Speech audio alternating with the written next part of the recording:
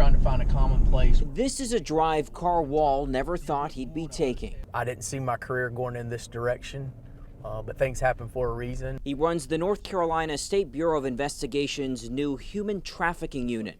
He's a team of one. Yeah, I'm the only one full-time doing this in the state. Tonight, his work is taking him to a hotel off Highway 52 in Salisbury. He'll be joined by a couple dozen other law enforcement officers, some of them seen here in a briefing we attended prior to the operation. Our goal tonight is to do a rescue mission.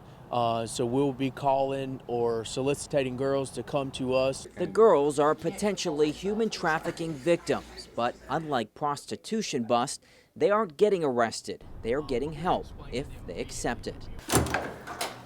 As we enter a back door of the hotel, we hide our camera gear. Not only does the hotel not know we are there, it also doesn't know police are inside. Wall, agents from the Department of Homeland Security, and local officers squeeze into one room. They will spend the night scouring an aggregator that compiles websites where sex is advertised and identify people who may be trafficked. Photographs that are not selfies, so they had to be taken by another individual. They focus on girls who look like they are under 18. We're looking for minors. That will be the goal. Once an agent makes contact, often through text, they attempt to convince the person to come to the hotel we are at. What else does she want to come? Well, I'm working. It doesn't take long to make contact. 9036. Some of the girls are located as far away as Charlotte. Okay.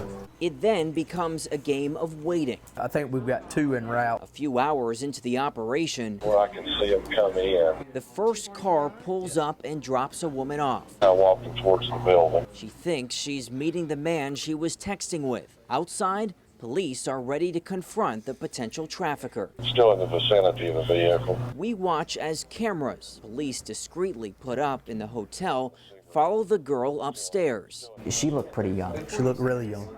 Yeah. Which tells you what?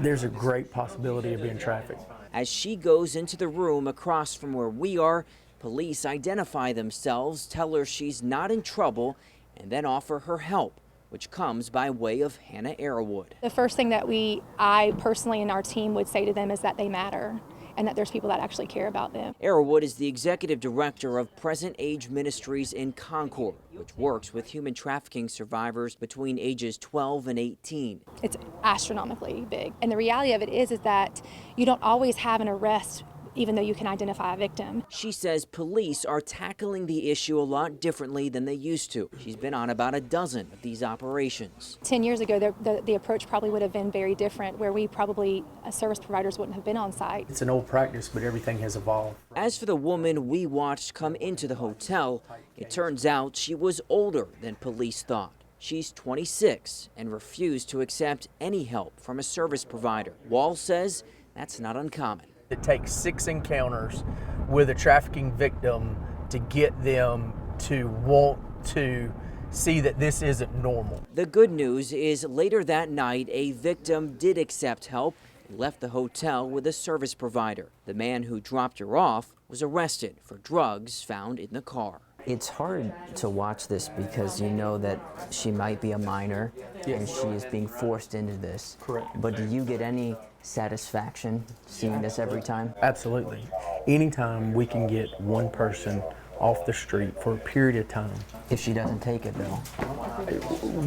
Doing something's better than doing nothing.